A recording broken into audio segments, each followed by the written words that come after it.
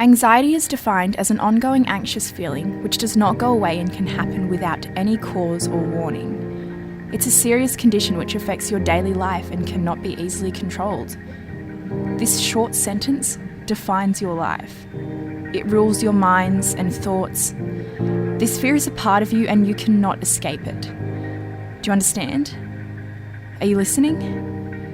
You don't know my name. You haven't lived my life. But this is my story, and now yours. Your experience, your emotions, and anxiety is your future.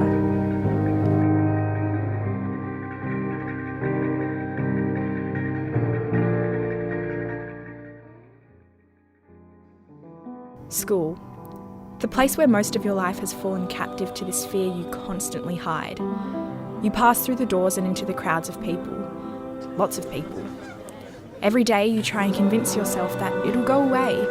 My darkness won't cast such a shadow. You're so used to plastering on these happy expressions, it becomes routine, a necessity. But then you remember past tortures and now expect triggers to emerge. You feel trapped in this continuous cycle, your mind held hostage, not able to think freely. Walking past people is another feat in itself. You concentrate on making it to your locker, but that leaves room for other thoughts to come knocking. You start paying attention to how people watch you with your head down and a worried expression. They probably think you're an outsider who doesn't want to fit in. In the past, you've tried to mention it to your family or friends, but to them, you're being dramatic. You just wish they'd listen. Someone would listen. You walk down the hallway and try to remain calm.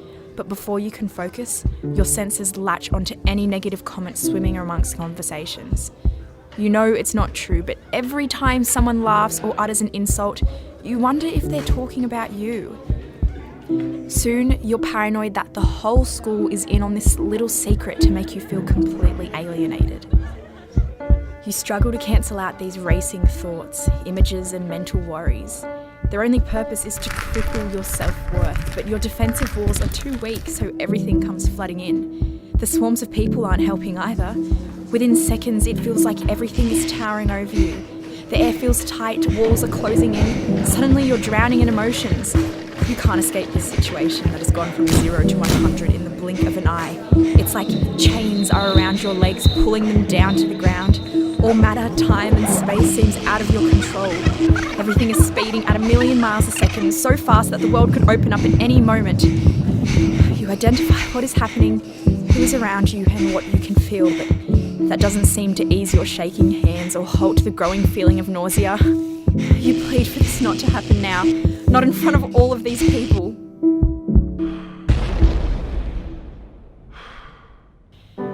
Eventually, everything dulls and all triggers disappear. Everything feels empty, like all people, light and energy has dissolved, leaving you completely isolated. This time wasn't as bad. You're thankful for that, but know the worst is still to come. It always comes in these environments. You enter the classroom trying to think straight, but then everyone freezes and stares at you. Only you. The racket of students and gossiping is sharply muted, but you find the silent judgment to be more deafening. They can probably tell you're falling apart. They can see your red face, sweaty hands and darting eyes. Move, do something! Mentally, you shake your head, attempting to dissolve these thoughts. You are not a puppet that can be manipulated by fear. Just focus on sitting down and this vacuum of chaos will calm itself. 10 minutes in, and your head lets you breathe for the first time today. You smile. Finally, everything will be okay. Your fears and agonies have scurried away, and you're like a normal kid again.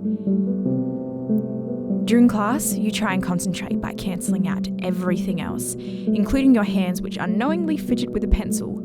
After years of experimenting, you've determined that this seat in the back is directly out of the teacher's sight and too far away to realise that you're not actually paying attention. With the constant stress of school commitments and the pressure to exceed academic expectations and an overflowing workload, you find it strenuous to focus on the board ahead. Asking for help is out of the question because then you'll seem unintelligent. You don't want to disappoint anyone, but it would be nice if somebody asks how you're managing everything. Not just the loud ones, but the reserved ones like you, sitting obediently at the back, hoping not to draw attention. Soon, the flicking pencil transforms into a comforting rhythm that lures your mind away from these fears. Yet before another tap, your grip slips, letting this poison fall onto the marble floor. To most students, this means nothing, but to you, this happens in slow motion. Your eyes slam shut and you hold your breath as if the oxygen supply has ceased flowing. Now you wait for that sharp ping to interrupt the teacher and cause others to notice your existence. It's like a bomb went off, and the nuclear smoke has paralysed your every muscle. How could you let this happen? Now you'll have to awkwardly pick it up, say sorry, and be forced to answer a question. Within seconds, the room silences, and your fears start to creep up again. You can feel it against your back, and its scaly and skeleton hands climb up your spine and onto your head. It's like vines engulf your body, strangling every crevice until the slightest hope of escaping the situation has expired. It's too late now.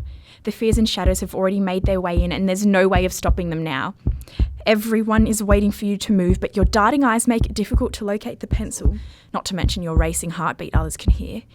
You try and ignore the thoughts, all the sounds of murmuring, laughing, and confused looks, but you can't.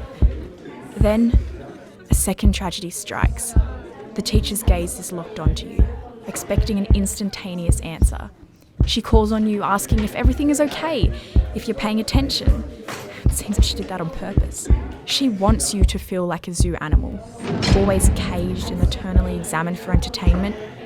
You know you should respond, but can't hear anything but that inner voice. You can't do anything to stop this nightmare and just freeze. Yet that's just making it worse. More people are turning around looking at you. They don't understand what's going on in your head, and you wish you could just sink down into the black hole where you belong. You start to hear this ringing noise, and you know what's coming. Your head starts to spin and everything becomes hazy. Tight throat, pins and needles in your hands, sweating and headache, it's all coming back. You beg for it not to happen just this once, but you know it won't help.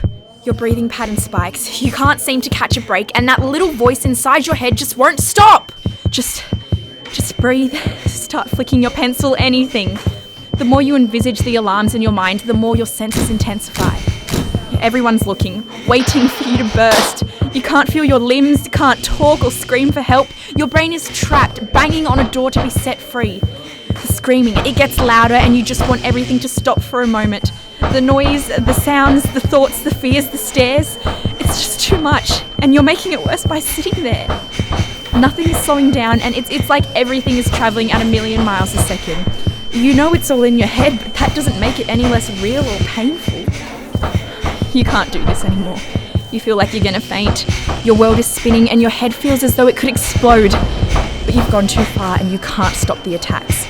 Suddenly, your head is on the table and everything is spiralling into blackness. That's it. The attack is over. You've made it through. Everything will be fine now. You pretend you can't do anything about it because you know you can't. You've convinced yourself that this is normal. But for now, it's over. Only silence consumes your mind, and you love it. The one sound that you could listen to all day. You just want to lay here in this moment, free in your mind. In this moment, your fears don't own you, and just for a minute, you feel safe.